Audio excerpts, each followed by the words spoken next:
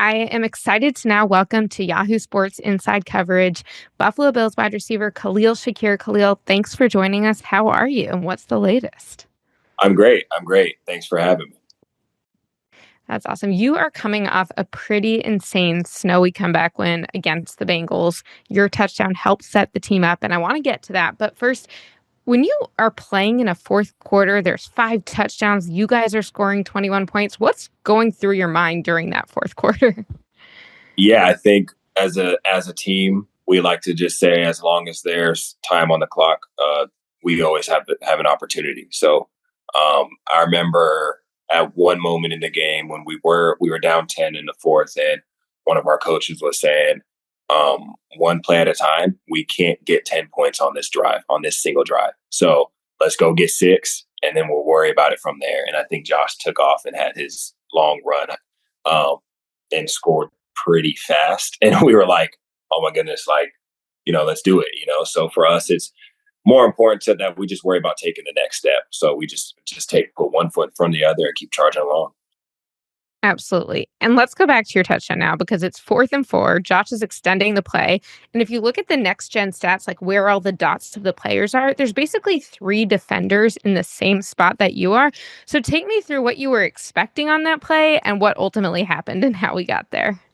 Yeah, I mean, I had a shallow route, and the play turned into a scramble drill. And scramble drill with snow on the ground is probably one of the most difficult things ever because everybody's just running everywhere. And so I'm sliding all over the place trying to catch my footing. Josh scrambled to the right, and I'm trying to scramble route right. Our rules are obviously run to where he's running and try and make ourselves available that way. And someone was just standing where I was going to run. So eventually I just started running up the field. And I honestly wasn't even looking until like the very last second because I'm still trying to figure out where I want to go. And Right. I see all these white jerseys around me. And then I turned my head and the ball was just on my chest. So unreal throw by Josh. And um, just insane how he was able to keep extending the play and make a throw like that. It was crazy. Yeah, how much do you have to remember that the play is never dead with him? Because, I mean, even your play caller, Joe Brady, said afterward, he's like, well, I'm glad it worked out that way. But I also, as a play caller, I'm like, I wish we didn't have to rely on a throw like Yeah, that. yeah. I think when a play is called, no matter what it is, you just hope that specific play works out. But we also Yeah. understand that it's the NFL and the other team is good too. So maybe not everything is going to work in the way that you want it to, but there might have to be some adjustments in the middle of a play, and that's exactly what that play was. We like to say scramble drill is our best play, and it's really just Yeah. like playing backyard football, to be honest. And I like to think of it as when I was a kid playing backyard football, running around with all my friends, and how fun that was. And now getting to do it as an adult. So it's fun. Like I said, yeah, Josh Allen is just the best player in the league, and what he's able to do um, on every single play, you never know what to expect. He's that good to where he can make anything happen when he wants to make it happen. Absolutely. Yeah, you mentioned what your route was, but do you know like which read you were on that play? Were you the first read on that play? Well, depending on what the coverage is and how the defense Okay. plays, that one man coverage runaway route, like yeah, you could consider me the first read, but I think they kind of passed me off, and someone was standing in my area over there. So very quickly, it turns from potentially being the first read to literally every single person on the field is the first read because it's scramble drill. So now it's just get open. Right. Absolutely. And you mentioned what it's like playing with Josh. How has your relationship with Josh evolved over the years and also your chemistry on the field? Yeah, I think the chemistry started to grow. I think when I came in, I was obviously a younger guy, later draft pick, who for me, it was important that I just learned the offense in every single position. And I think um, obviously you can sit here and say, okay, well, this person's a outside receiver, this person's a slot. But for me, it was just learning it all to hopefully get them to know that for me, I take this very seriously, and you can throw me anywhere on the field and I'm going to know what to do. And then as I got to play, it was literally just over and over again, being where I need to be when he needs me to be there.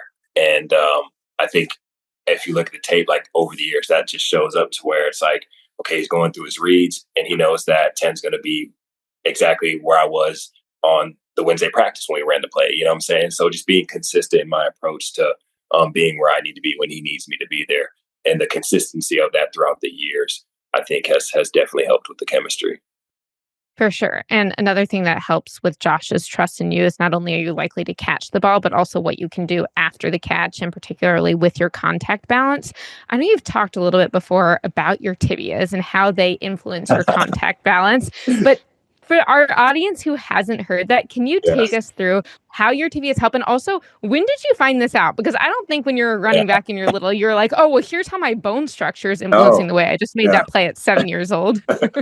Definitely not. It actually was kind of a joke at first by my trainers. It was just like, yeah, shorter legs. And I've always kind of said that I'm built a little funny. I have a longer torso. And yeah, my knee to ankle ratio doesn't align with my hip to knee ratio. And I guess they're supposed to be somewhat similar.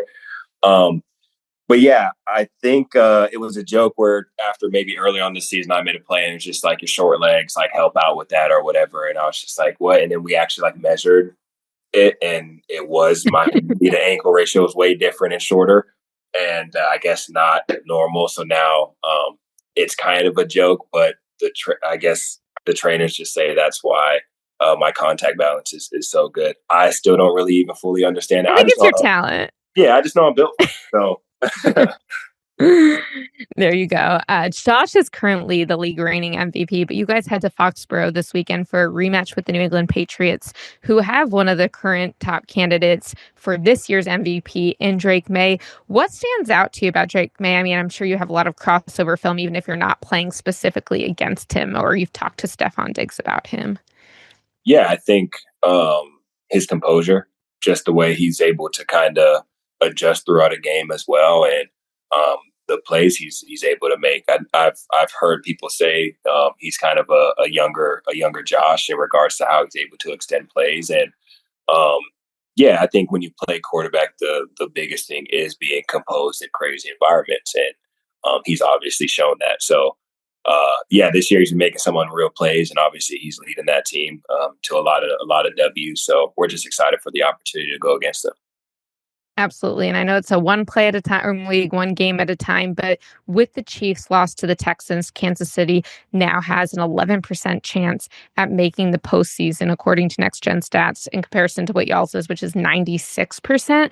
When you hear that and you think about the history of the Chiefs in the playoffs against you guys in the last few years, Yeah, what goes through your mind when you think about a potential postseason without Patrick Mahomes in the way of you guys? yeah, I think we want to play the best. We want to play who's the best in the league. We are obsessed with continuing to prove ourselves no matter what. So whatever that looks like, whether it is against the Chiefs or whoever it is, we're obsessed with proving ourselves. And I think when you have a full team, I think the other week we had one of our leaders get up there. Shaq, he got up there and he talked about he put up these pictures of these dogs on the screen, and the dog that we view ourselves as is the dogo. I think that's what the name of the dog is, and it's a very, in his words, fierce, loyal companion to a family. But when it's time to defend the people that you love, it can get very vicious. So I think for us, staying even keeled and being loyal to each other and loving each other only vaults us up to when we get in between those white lines, kind of flipping that switch and being vicious out there on the field. So for us, whoever that is, in between those white lines, it's a side of us that, that we take to heart in regards to just who Right. us people. Yeah, I think it's interesting because right now, and obviously the season's not over, you guys are on track to not win the division for the first time after Mhm. 5 straight years. But you talked on a team video earlier this year about a concept. I think it's wabi sabi. Take me through what that is, how you learned about it, and like, do you apply that to the kind of ups and downs of this Bills season? I'm going to be completely honest here. Did you know I what that meant? no idea what I that believed you. And I Googled it. So so you were correct. yeah, I think we have an amazing media team, and how their ideas that they come up with and the content that they post is so funny and unreal. How they put things together. So that video actually was right after practice, and they came up to me and said, "Do you want to help us record a video?" And at first, I was like, "I mean, like, how long is it going to take? Like, I have to go do treatment, you know?" And they're like, "Come on, like, let's just do it real quick." And the video, you can see that I'm like reading the lines off the paper. And honestly, still to this day, I don't know what wabi sabi is. I don't know. It was just a fun thing that my media team allowed me to be a part of. That's hilarious because I think the way you described it from your script, at least, was this idea of like the beauty is not in the perfection, it's Yeah. in when you have the flaws. And so I do think that there's something that you can learn as a team this year when you're not winning every single game. You're not currently first in your division, but maybe that makes you battle tested when you get to the playoffs in a different way. Mm-hmm. Yeah, I would agree with you. I think obviously, if you could be undefeated, of course you would want that. But I think the most important thing is learning. I think our biggest learning points and lessons have came from those losses, and we've really grown as a team from those losses, and trying to figure out what a full complete game looks like to us. I think we've kind of experienced everything at this point.